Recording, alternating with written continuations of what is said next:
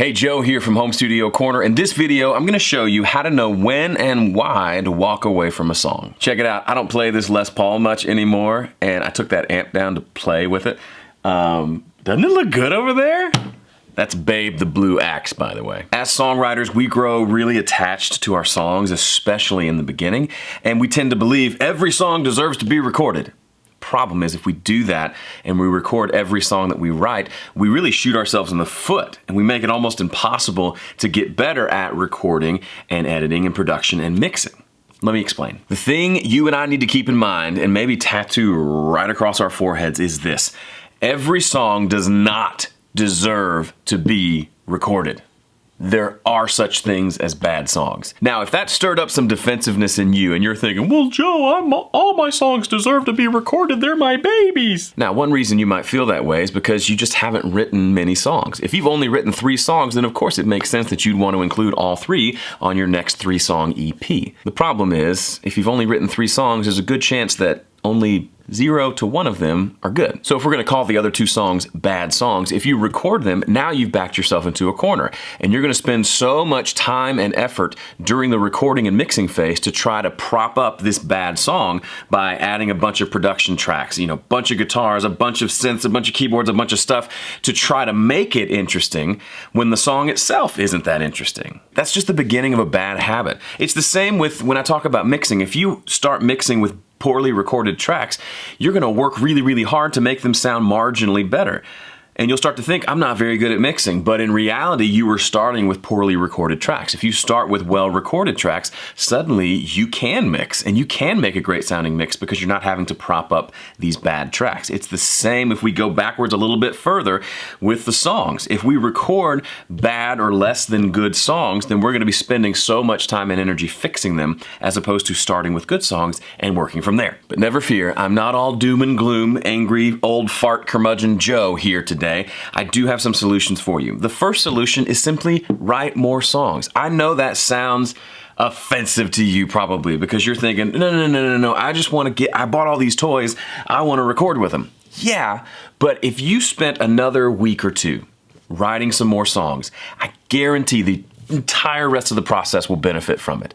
You'll be a better songwriter, you'll have a few more songs to work on, and maybe you'll have a collection of good songs to work from instead of just kind of saying, okay, that one's good enough, let's record it. First step, write more songs. Second step, develop a whittling down process. As you write more songs, you will necessarily have songs that you will not be recording and will not be using. They are kind of a means to an end, but you need to develop a process for taking this big pile of songs and whittling down to the ones that you want to record.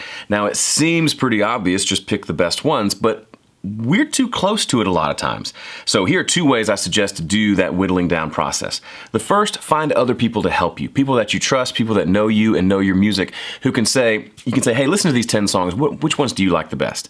And you will get feedback that you're not expecting and will be super helpful. And secondly, obviously, it's good to learn to do this yourself, to develop an ear for songwriting, what makes a good song, what makes a bad song, and be able to do a lot of this whittling down process yourself. That's kind of been my story. Started off with using a lot of feedback from others, and I've developed the ability to kind of decide, okay, this one's good, this one's not, and do it myself. Now, the big question, of course, is what makes a good song? Well, I could do 10 videos on this, and I could only scratch the surface on what makes a good song. It's different for everyone, but there's kind of a common thread throughout all good songs, all songs that you think are great.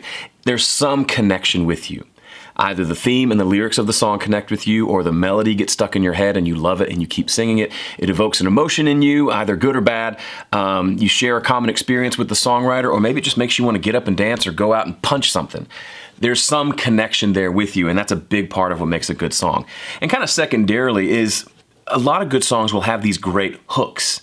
That's what they call it in Nashville. These little melodic lines or these little parts or these interesting things, in addition to the vocal and the main lyric, that just add something that you just remember and that sticks in your head. If you have a song in front of you that you've just written and it doesn't connect with you and you're a little embarrassed to play it for other people because you just recognize that it's not that great and there's nothing terribly memorable about it, then it's probably a good candidate for the chopping block. Let me give you 3 examples from my own experience of how I've managed my way to whittling down songs and walking away from songs that I needed to walk away from.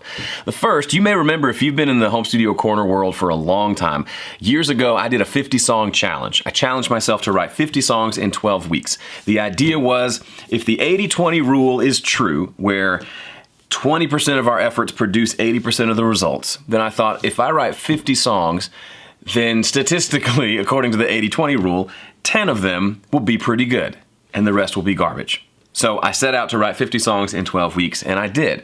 Once that was finished, I began the whittling down process. The goal was to write them all and then whittle it down to 1 album's worth of songs. Well, I went through the whittling down process myself first, and I whittled it down to something like 32 songs. I thought 32 out of 50 were amazing and needed to be on some form of an album. I then sent those 32 songs to my wife and to Joel Bazaire, my bass player, and said, hey, give me your thoughts on these. Which ones should I add to the album? And in my head, I was thinking, I got 2 albums worth of stuff. One's more of a full band album, one will be more of a folk acoustic album. Once they were done whittling down, I had 13 songs left. They slashed a bunch of the other songs that I thought were great until we had just 13. That collection of 13 songs, of course, became my album Better This Way. You can go check it out, take a listen. Even though I only used 13 out of 50 songs, those other 37 songs weren't failures. They were just a means to an end. I had to get in the habit of writing, and in doing so, I was able to write some good songs in the middle of all those other less than good songs. And it's not to say they were horrible. Maybe I'll use them one day, probably not.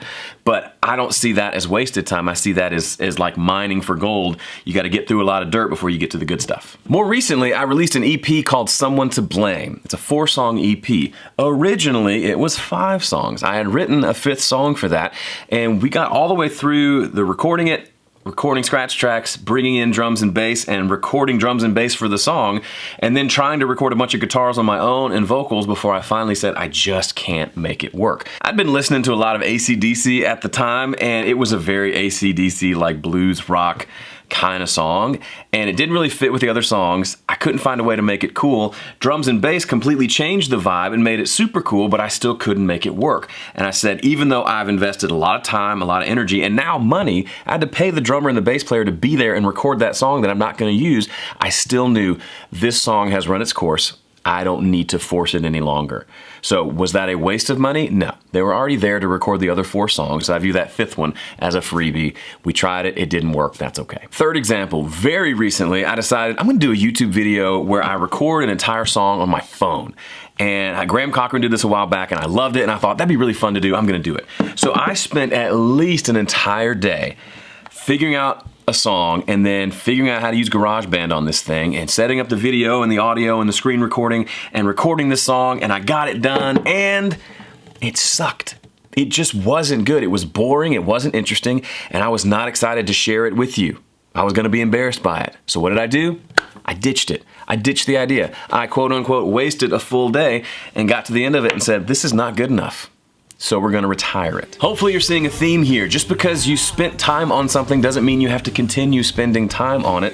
There's a little thing called sunk cost bias. Because I've invested time and money into this thing, I must see it to completion. That's not always the case, and it's certainly not always the best idea. Okay, as promised, I shared with you some key strategies I use to know how and when to walk away from a song. Hopefully you got some ideas that you can use as well. Once you've whittled those songs down to a select few that you want to record, you're obviously gonna wanna make sure that you do a good job of producing those songs. I've got a free production checklist that can help you give those songs the attention that they deserve, and it's absolutely free. Go check it out at homestudiocorner.com/checklist. Thanks for watching. See you in the next one.